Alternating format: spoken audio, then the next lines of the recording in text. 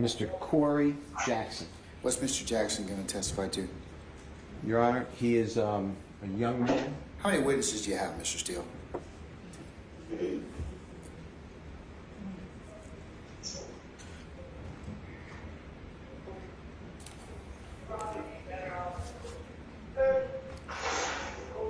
Six, Your Honor. Okay, and what's the next witness going to testify to? Your Honor, he's a young man. He's just turned 15 years of age. He met Mr. Williams when he was 8 years of age. He was selling CDs in the Perimeter Mall. Mr. Williams, he was in poverty. He's from Jackson, Mississippi. His family's here as well in your courtroom. Mr. Williams explained to him that... Hang tight.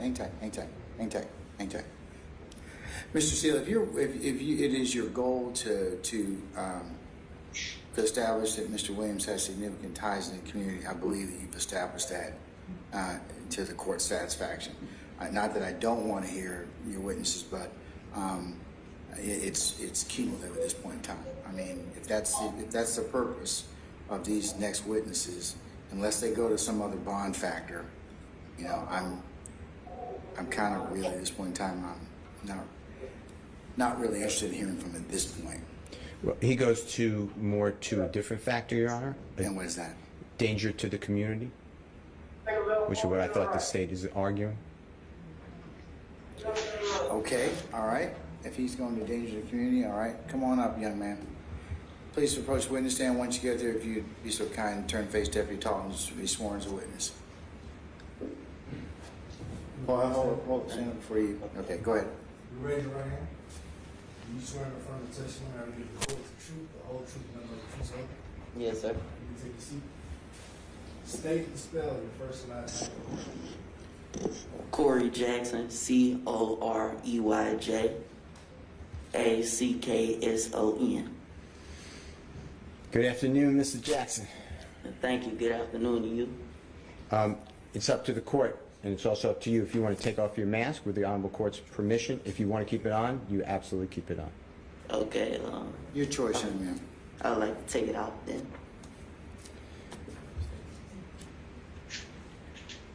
Mr. Jackson, introduce yourself to the court. Tell the court what you do. Well, I'm Corie Jackson. I'm a recording artist, motivational speaker, and actor. And are you in school?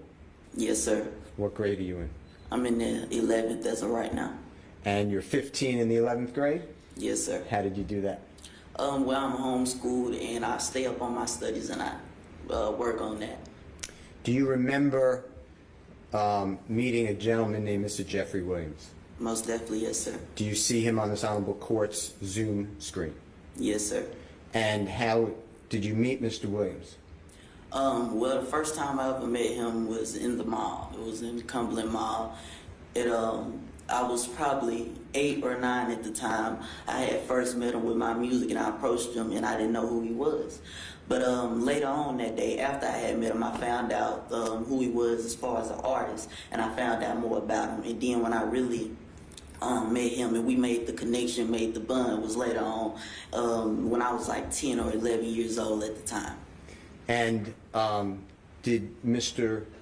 you in, I know this is personal, but were you in poverty at that time, if you know what I'm talking about?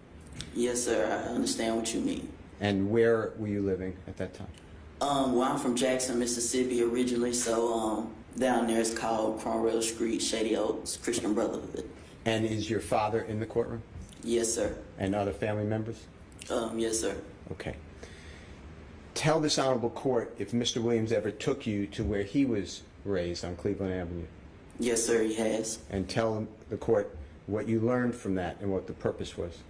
Well, at the time, he took me there because I always expressed to him how at me being at such a young age, being able to achieve what I have and have the knowledge that I do have, that's why I started motivational speaking, because I want to inspire the youth and show them that anything is possible. Because you can look at somebody while they're old and you say, oh, that's good, they're doing it, but now you have an example that's your age and close to you in age that's showing you that it's possible. And Mr. Williams, he showed me, he took me to where he was from. And he showed me where he came from. He showed me the property that he lived in. And he told me, he told me a saying, each one teach one, which is something that he lives by. And he has also helped instill in me that I live by now, each one teach one. And he told me whatever knowledge you have to be able to spread it, because this is who you are trying to inspire and show them that they can become successful. So that is what he took me there for, and to show me how he was able to achieve what he has and where he comes from. And what I have to do if I want to motivate more young people like me. And tell this honorable court whether you have gone across our country talking to other students, people your age and younger at schools. Yes, sir, I have. I've did different things like different school tours and doing motivational speeches for different organizations like the Boys and Girls Club and different things of that nature, and different youth centers, detention centers, of course, schools. Yes, sir, I have. And has Mr. Williams put upon you the duty that you have to always be positive and try to get other people not to do crime? And yes, sir, he has, and he has always motivated me in that goal and that mission. He's always showed me that path, and always deterred me from anything that could be negative or affect me in a negative way. He always deterred me from that and showed me the right way and showed me a positive way to do anything that I have going on. Has Mr. Williams taken you on tour with him, with your family's permission, and taken your family? Yes, sir, he has. And if you can remember, what are some of the places that you went with Mr. Williams? Atlanta, Georgia, Los Angeles, California, St. Louis, Chicago, New York. I've been to New Orleans with them before, many different places, Tampa, and some more places. It's been a lot. Houston, Texas? Houston, Texas, Dallas, Texas. Okay. And have you been on stage with Mr. Williams and talking to people about all positive, motivating in a positive direction? Well, yes, sir, I have been on stage with them, and we have also made motivational videos with motivational messages. And when you go to schools, is that with Mr. Williams' request? Yes, sir. And what do you tell the other children when you're there? Well, first I speak on my 5 keys to success, which are hard work, determination, dedication, motivation, and ambition. And I show them how you can utilize, if you are utilizing these 5 keys to success, how you yourself can become successful. And that is also what he helps and he sponsors me with. And when I go through the schools, I also speak on things that aren't at this stage in life taught, because while you're in school, you're going off of your report card. But when you get out of school, you're going to go off your credit report. And that's why I also teach and speak on financial literacy. Mr. Jackson, did you ever have conversations with Mr. Williams about your the way you are outlooked, and it has to be positive, as opposed to some people look at him with the name, quote, young thug? Does he ever explain to you that not to do that? Well, actually, we have had conversations, and he has been very vocal about not liking the image that is associated with the name Young Thug, because whenever you picture that, you assume, he's a thug. And that's why we have talked, he has discussed with me how he would like to reevaluate and reshape his image into his name, Jeffrey, and how he would like to go forth with that being his name, and that's what people associate with him, Jeffrey, instead of the image of a Young Thug. Is it Mr. Williams' communications with you that he wishes that people do not do drugs or alcohol or be a danger to the community? Yes, sir. He has expressed that to me, and he has also expressed that to many others. And does he use you as a lightning rod to express it to other people? Yes, sir. He has, and he still does. What is YS? Are you a member of YSL? Well, I'm not signed to the label on papers. What is YSL to you? Well, to me, YSL is a family. To me, YSL is, ever since I first met him, it's been all love, all respect, and it has been pure. And for me, when we spoke on it, other than, the name of the label, Young Stoner Life Records, I told him my YSL means Young Successful Life, because that's something that he has created. He is a young, successful man himself, but also he is helping more young men and young women have successful lives, such as myself, for example. And that's why My YSL stands for Young Successful Lives, because that is what he has done, and that is what he is now creating and showing and putting into the community.